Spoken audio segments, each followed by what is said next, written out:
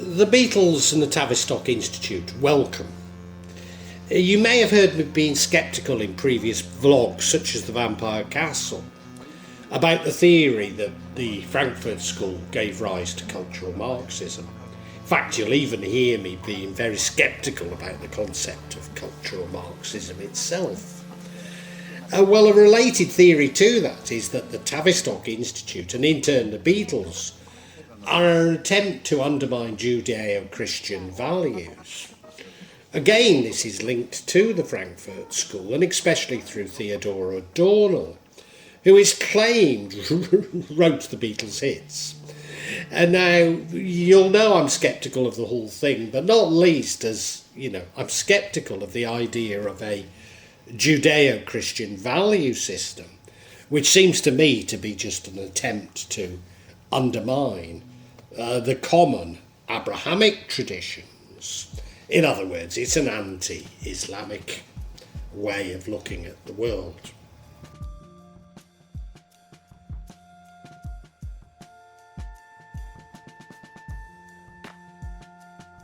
The theory. Well, the theory is that tyrannical power and physical intimidation began to break down as a system of control by the end of the 19th century. And that a group of what are called sociopathic British academics decided to use applied psychology and brainwashing as a system of social control.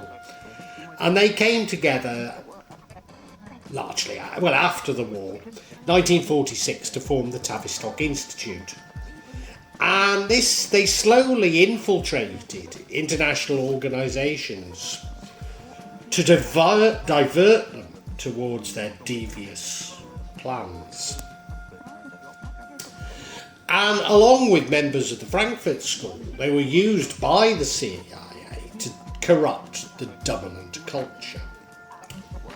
So they were responsible for developing the 60s counterculture using rock music, especially the Beatles, Pink Floyd and the Grateful Dead, to infiltrate Western viewers.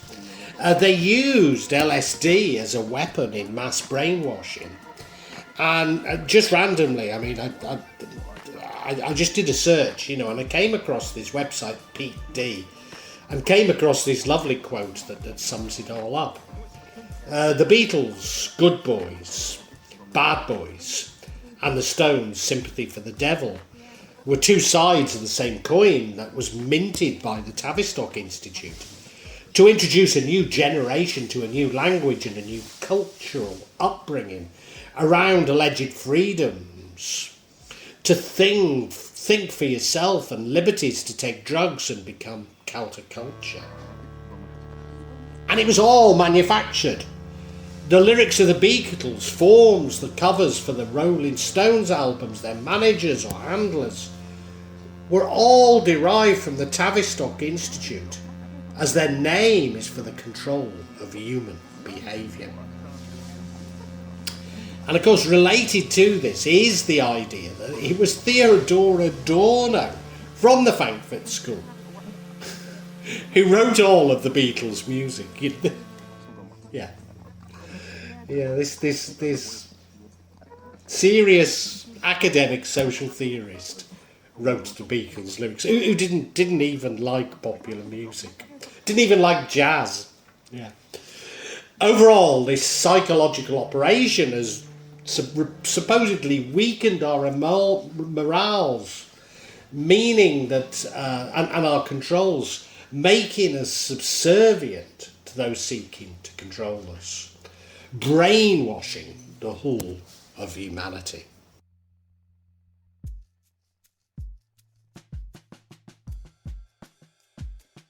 My scepticism.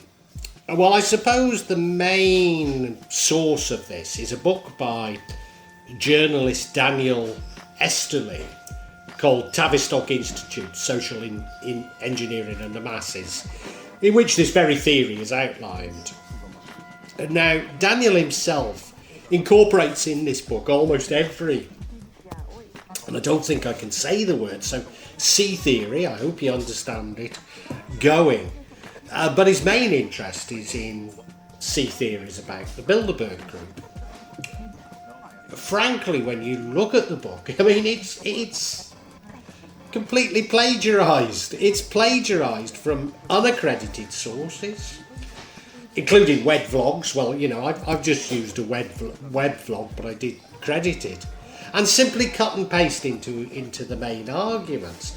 But he doesn't even check his sources, so any errors there are in those sources are simply repeated.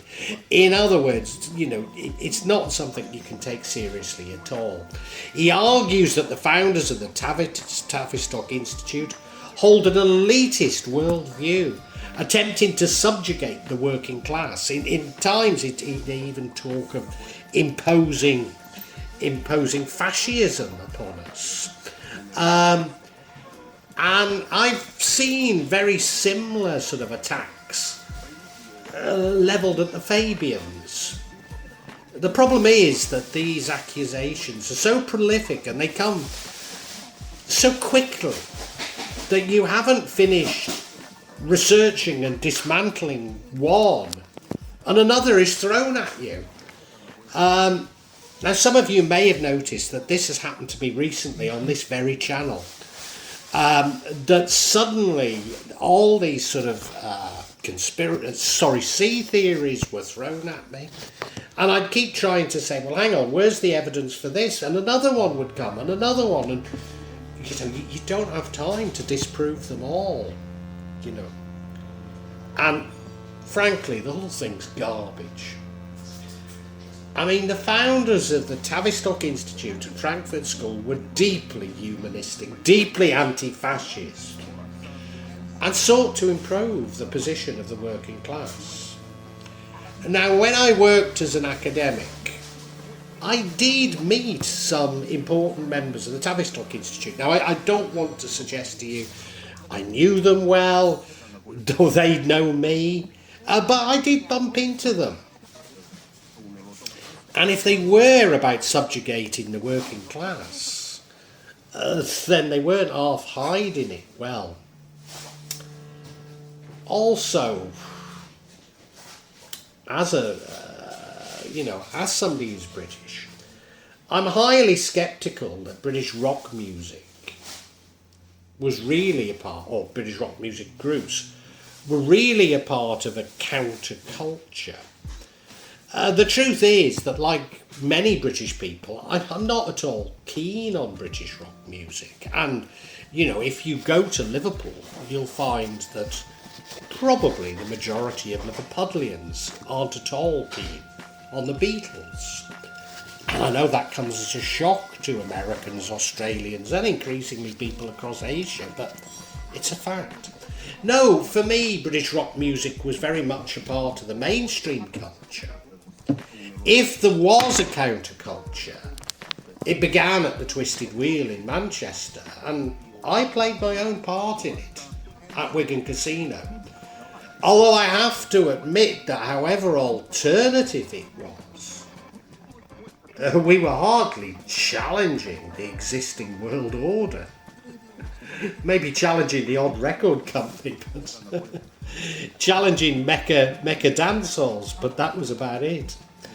And again, there's no real evidence which links the CIA to this counterculture, nor indeed the Beatles to the Frankfurt School and Theodor Adorno. Whilst, again, I can't claim any real relationship to the Beatles, and, you know, I mean, I've lived in America, and immediately when, probably less so these days, but when Americans meet a Brit, you're asked if you know the Beatles, or if you know the Queen. Yeah, I mean, I know the UK isn't that big compared to America, but you know, pretty ridiculous. However, having said that, no, I don't claim any relationship to the Beatles. It is pretty likely that my Liverpool family may have met Brian Epstein, their manager. And certainly there were connections to Brian Epstein And therefore, I suppose I'm in something of a position to turn around and say that I find this connection of the Beatles to Adorno absolutely laughable. So did the CIA actually proliferate LSD? Well, LSD was originally used in mental health research, but to set sustained campaigns against the use of psychedelics resulted in its ultimate criminalisation and the end of that research.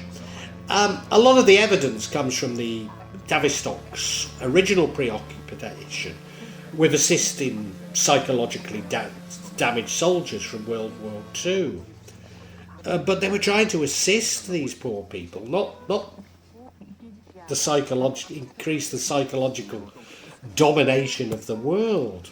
The 1948 conference is where the Tavistock Institute calls for mental health for all over the world of order. And that has been reinterpreted to them calling for, you guessed it, a new world order. Final thoughts. I mean, is there an element of truth in any of this? And the answer is yes. The CIA were indeed involved in mind control experiments. MK Ultra, as many of you will know about it. They developed this in response to the belief that the Soviets and Chinese had used brainwashing techniques on US prisoners of war. Indeed, most governments are engaged in a degree of social engineering, both on overseas populations and within their own countries, on their own population. So, there's an element of truth. The Tavistock Institute and maybe even members of the Frankfurt School may have indirectly or directly even received grant aid from CIA. Certainly McGill and Berkeley universities did receive funding from the CIA as a part of MK Ultra. So, it's possible. And indeed, LSD was used at McGill. So, there's elements of truth in this. Tavistock and Portland NHS Trust has spearheaded gender re-identity amongst children in the UK. But this is indicative of their deeply humanistic approach to human relations, rather than the desire to destroy human relations. Such theories, though, they always have an element of truth behind them. And of course, that's what makes them believable. And so when you start doing a little bit of research, you say, oh yeah, well that's true, so the whole thing's true. But no, that's where the truth ends. The interesting point for me is, where do these theories arise? Who's behind them? Is what, after all, is a relative nobody like Daniel Estulin, is he really behind it? Or could he be being encouraged by others? Is there somebody behind it? I don't know, I'm just posing the question.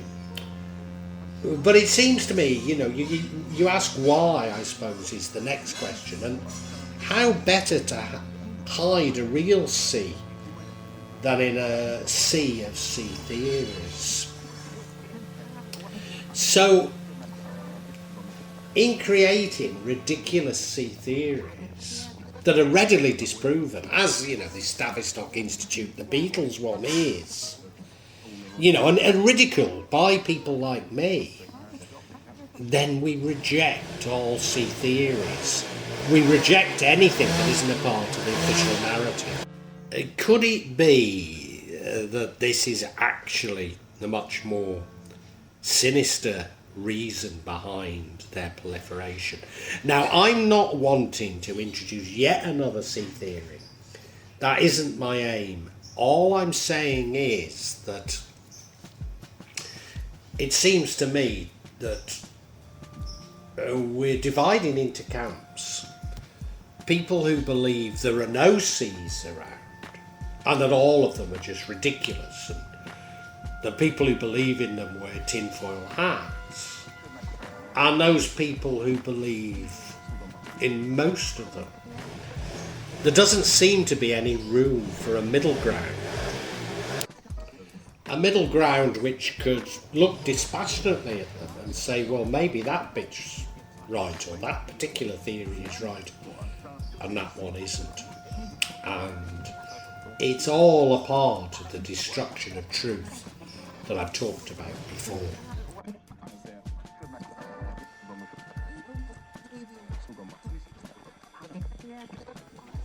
Well, I really hope you've enjoyed this vlog, and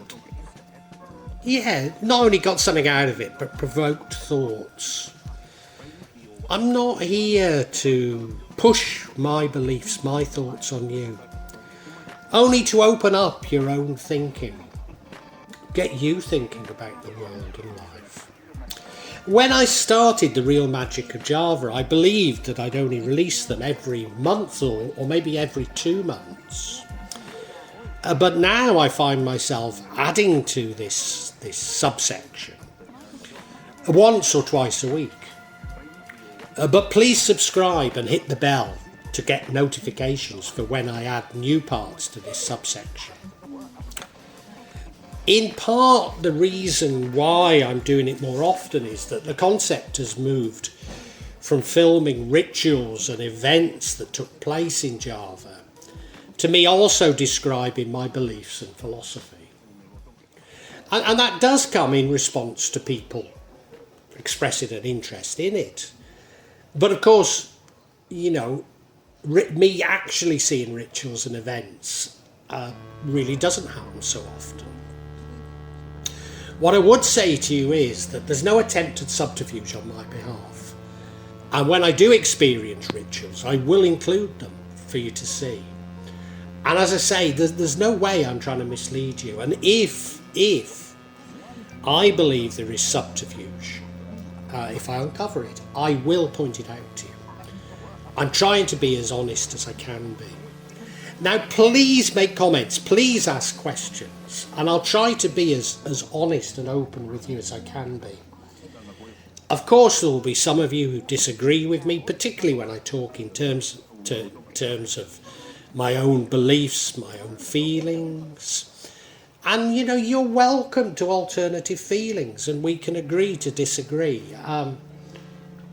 Sometimes I find that people on YouTube can be unnecessarily attacking and aggressive, and at times I don't restrain myself enough, and I apologise, but it's not my intention to put anybody down, I know what I talk about can be emotive, and it can be challenging to your beliefs.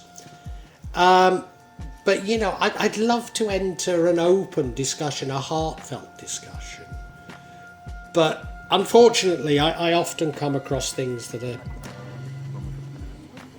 especially when people quote the scriptures to me. I've just no idea where it takes us, Because I'm speaking from the heart, sorry. If you want to quote the scriptures at me, do so. But it doesn't have much impact on me, I personally have no desire to impose my feelings on you, and I suppose when people try to do it to me, it washes off, All I'm trying to do is I'm trying to share my feelings with you, and I'd love an open discussion on feelings. I really would love it, and sorry if I don't always react as best I should.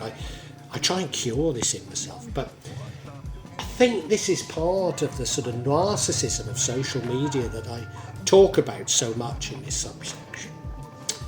So look, if you've enjoyed it, I really urge you to listen to other sections on this channel, particularly the 4 audio books that I've uploaded onto this channel.